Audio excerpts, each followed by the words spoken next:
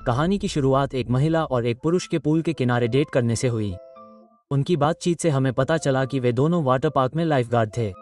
उनके नाम सिंडी और ब्रैड थे। अपनी शिफ्ट खत्म होने के बाद वे तुरंत घर नहीं गए।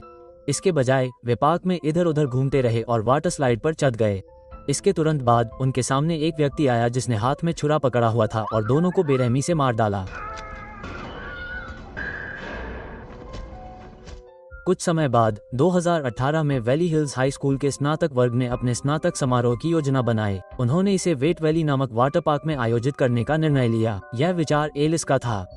वो वैली हिल्स हाई की पूर्व छात्रा थी और कार्यक्रम की मुख्य आयोजक थी। किसी भी अन्य स्नातक समारोह की तरह सभी वरिष्ठ एक साथ समय बिताने के लिए उत्साहित थे। वे तैर सकते थे, वाटर स्लाइड की सवारी कर सकते थे और 3 दिनों के लिए वाटर पार्क में रहने की योजना बना रहे थे। इस बिंदु पर हम मुख्य पात्र जोश से मिले।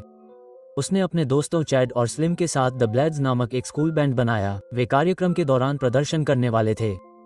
बाद में कॉनराड नाम का एक बूढ़ा आदमी उनके पास आया। उसने कहा कि वो पार्क का केयरटेकर और मरम्मत करने वाला है। हालांकि वो वहां 35 साल से काम कर रहा था, फिर भी वो ऊर्जावान और तेज दिख रहा था। कुछ घंटों बाद जोश अपने दोस्तों के साथ अभ्यास करते हुए किम से मिला। ये स्पष्ट था कि किम जोश की पूर्व प्रेमिका थी और वो अब वहाँ एक लाइफगार्ड के रूप में काम कर रही थी। जोश और किम के बीच एक संक्षिप्त बातचीत ने किम के वर्तमान प्रेमी टॉमी को जलन पैदा कर दी।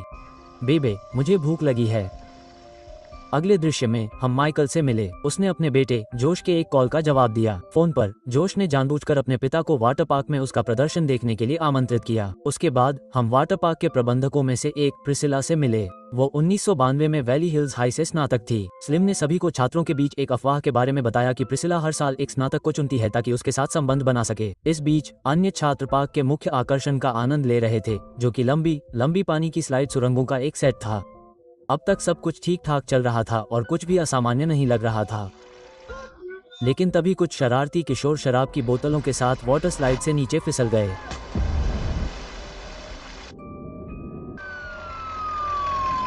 इस घटना के बाद वेट वैली के मालिक पॉल को बीच बचाव करना पड़ा। केयरटेकर कॉनराड ने पूल से टूटे हुए कांच और खून को साफ किया। दोपहर में किम और टॉमी की मुलाकात जोश से हुई, जो चैड और स्लिम के साथ बातचीत कर रहा था। जोश के दोस्तों ने टॉमी को आवाज दी और एक्सटेंशन कॉर्ड लाने को कहा। जब टॉमी स्पीकर और माइक्रोफोन केबल सेट करने में व्यस्त था, जोश ने मौका पाकर किम को दूसरी जगह ले जाकर छुपा दिया। टॉमी की नजरों से दूर होते ही किम और जोश ने एक दूसरे से मिलना जुलना शुरू कर दिया। इस बीच जोश के पिता माइकल प्रिसिला के साथ डिनर कर रहे थे। पहले तो वे बस बातें कर रहे थे।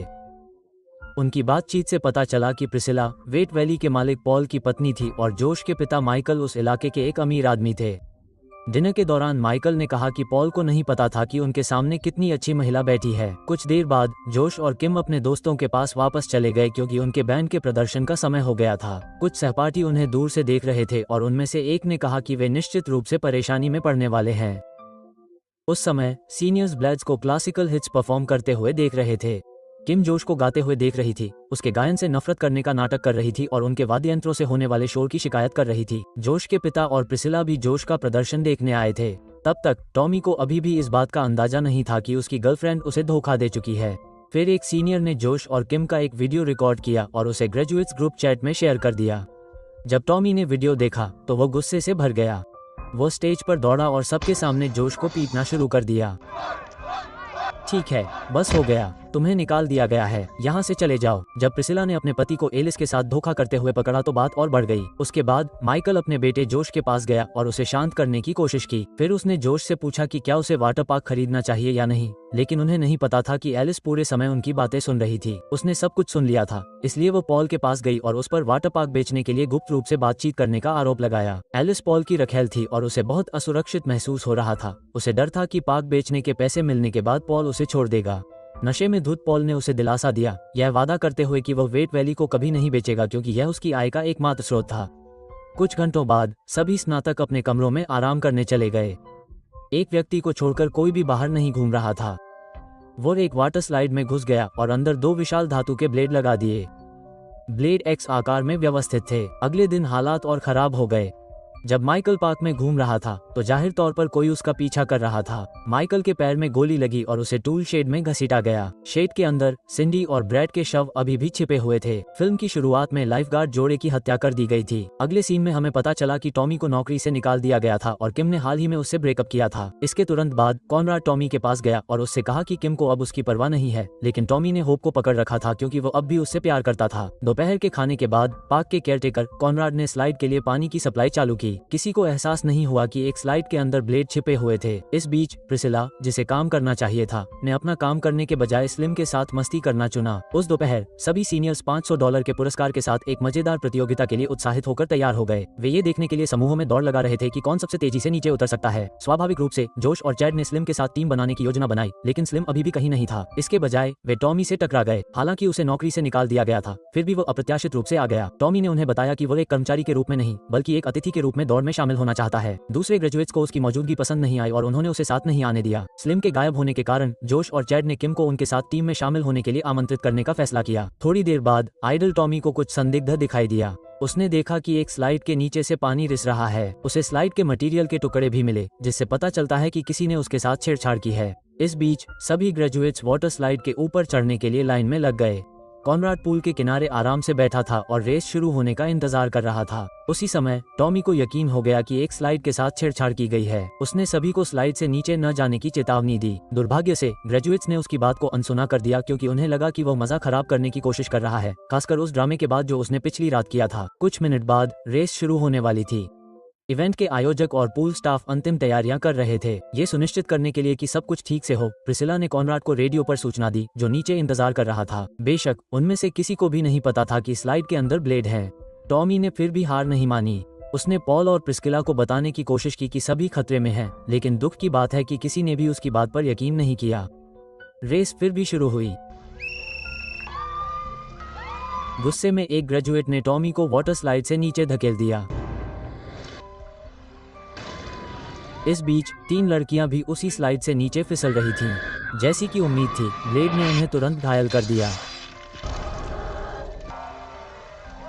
नीचे स्लाइड नंबर 3 से बहता पानी पहले ही खून से लाल हो चुका था। फिर कटे हुए अंग स्लाइड के साथ बाहर फिसल रहे थे। अन्य दर्शक डर के मारे चिल्लाने लगे। जैसे ही कॉनराड लाइफगार्ड की कुर्सी से नीचे उतरा, उसका टखना मुड़ गया। उसी समय टॉमी, जिसे पहले स्लाइड से नीचे धकेला गया था, ब्लेड की जगह पर ही था। उसके पास प्रार्थना करने के अलावा कोई चारा नहीं था कि कोई और नीचे न गिरे। इस बीच कॉनराड ने तुरंत अपने वॉकी टॉकी से प्रिस्किला को रेस रोकने के लिए कहा। दुर्भाग्य से उस समय उनके वॉकी टॉकी में खराबी आ गई, इसलिए प्रिस्किला को नीचे हो रही अफरा तफरी का अंदाजा नहीं था। इसके बजाय उसने पॉल को भी स्लाइड पर चढ़ने के लिए कहा। पॉल ने तीसरे नंबर की स्लाइड चुनी।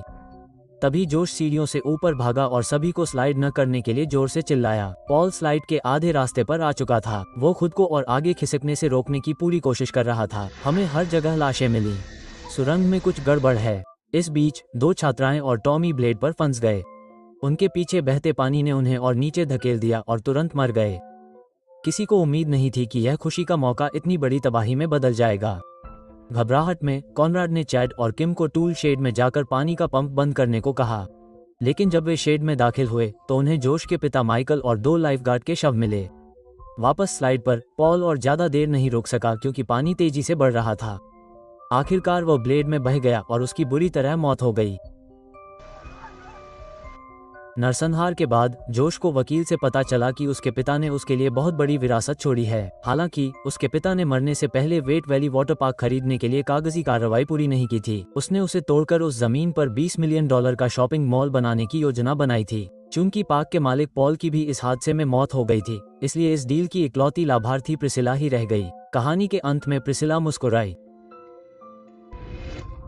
फिर उसकी यादें ताज़ा हो गई कि कई साल पहले उसने अपने पिता को पार्क में मरते देखा था और उस वक्त किसी ने उसकी मदद नहीं की थी।